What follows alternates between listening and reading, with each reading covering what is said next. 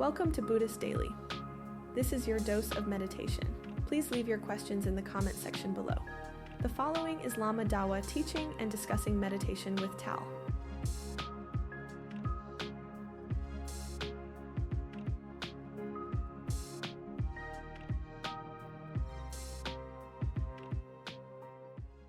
Welcome to Buddhist Daily. This is our meditation series. Last week we discussed several aspects of meditation. You can check them out at youtube.com/@BuddhistDaily. Please submit your questions in the comment section below. I'm Tal, your host, and here to answer your questions is Lama Dawa. I'll get straight to it. Lama Dawa, what do you do with impatience, boredom, and negative thoughts during meditation? First, hi, everybody, and welcome. Thank you for being here. So great question. These are the things that come up for all of us: impatience and boredom and distracting thoughts. And what do we do with them? Well, we sit with them. We have options. We can try to push them away. That tends to not work. We can fight with them, which is sort of similar. But what we do with them is actually we are cultivating mindfulness, which means we're just noticing. And that's not so easy, but this is really, boredom is a good thing. And impatience is a good thing. These are good things because they give us an opportunity to see how our mind is working.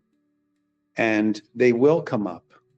This is what the mind does. It's not used to being tamed or to be asked to sort of just sit.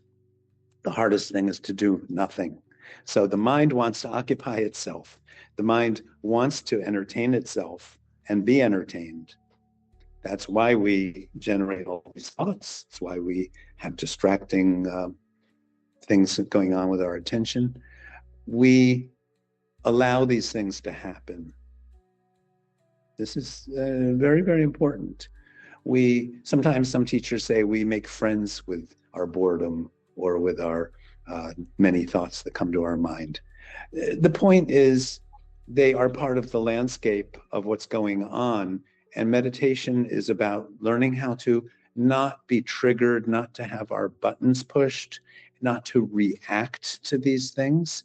If we're bored, we immediately want to jump up and end the meditation. Not so good, right? Because then we're just indulging the same habits of mind that have always been there. So we are cultivating we're cultivating patience in the face of impatience. We are cultivating the ability to not have expectations, which is why we get bored, because we have these expectations, again, of being entertained.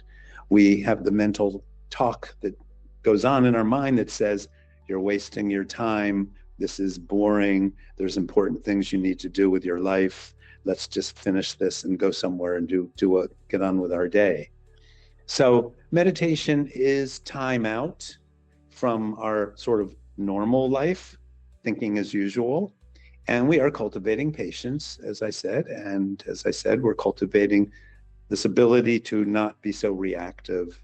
And just because we are bored doesn't mean we have to react to that. We can just sit with the boredom, just notice it. And actually, when we notice things in our meditation, like a distracting thought, a thought of boredom or a thought of whatever, we drop it. As soon as we notice that we are distracted or bored or whatever it is, whatever commentary is coming up in our mind, the idea we're cultivating is mindfulness. So with mindfulness, we become aware that we're bored. And when we're aware of it, then we have actually the power to just come back to the object of meditation. Because if we're focused on the boredom or we're focused on a distracting thought, we have lost the story. At that point, we've forgotten about meditating, which is to be watching the breath usually, Or as I said in the earlier podcast, you can watch a flower, you can watch a stone, a candle flame, anything that's sort of neutral or natural. But we just are watching. We're just means we're observing. We are bearing witness, but we're not making stories about the breath or the flower or the candle flame. It's called bare attention. And that's the key. That's the beauty of meditation. We are developing this ability to just be observers, not reactors. It seems that my mind it doesn't really go towards the boredom or negative thinking. It's typically, what do I have to do today? Or it actually is quite brilliant at reminding me things that I forgot about just at the moments of meditation. And that seems to want to drag me into reacting to those things in some way or another, whether it's to go grab my phone and do a thing or whatever it might be. That's where I struggle to. I do it, but it's very compelling to get me to get out of the meditation process. Any tips or tricks? I guess other than the obvious, which is bring yourself back to the breath. But do you have anything on that? Well, there's no magic button or trick. The idea is that we are developing a certain kind of discipline, a healthy discipline of the mind. So yes, when we notice that we have those things, we tell ourselves in the beginning, I'm not going to, we know, okay, my mind is going to probably do this and generate these thoughts and so on. But this is my time away from that. I'm going to put that aside. I can deal with what I'm going to do for the day later, after my 10 minutes or 15 minutes or whatever of meditation. So we have to have some positive self-talk and reinforce what our intention is, meaning to stay as non-distracted as possible. But the idea is we are learning to not indulge those thoughts, that kind of thinking. So we are starting to toughen up. We're starting to develop some mental strength. That's the key. But it's done in a very relaxed way. So what I said before, we don't have to do battle and try to shut out or suppress these thoughts. That won't work. That actually gives them sort of more power. So we just notice them. And as I said, this is the whole key to meditation, really, is learning how to just drop things, drop the thought, drop the distraction, put it aside, and just let it go and say, okay, later, your time will come later. Right now, this is my time. I'm just meditating. Come back to the breath. The key skill that we are cultivating is come back home, come back to the breath, come back to the flame, the candle or the flower. Just come back, bear attention. But every time, it's very difficult for us as beginners, very, very difficult. We don't just see a flower. Then we start to analyze the color or how many petals it has, or do we like it, or I like that kind of flower better, or whatever. We have a million stories that our mind just keeps doing. What we are learning with meditation and cultivating and developing is this ability to simplify our mind. All this thinking is complications. So the more we can simplify and drop all these things that are not really serving us, not really essential or necessary, they all have their time and place. But there is this practice we call meditation, which is giving ourselves permission and to develop the skills to have this space that's not indulging all these kinds of thoughts.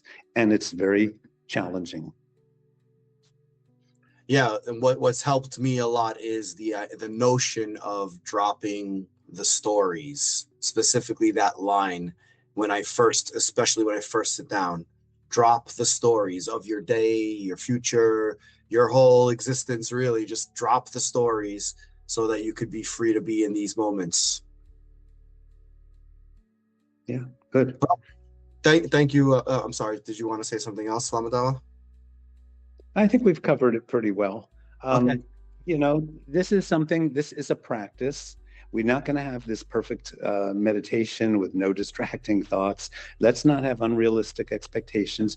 Let's be kind to ourselves and realize, as they say, it's a marathon, not a sprint. This is something that's a long-term practice. We will get better and better over time. So don't be too impatient. True. Thank you for watching Buddhist Daily. This is Tal and Lama Dawa. Please submit your questions in the comment section below, and we'll see you next time. Thank you. Thank you.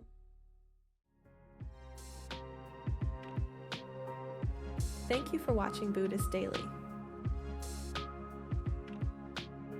Please like, subscribe, and share the video with your friends and family.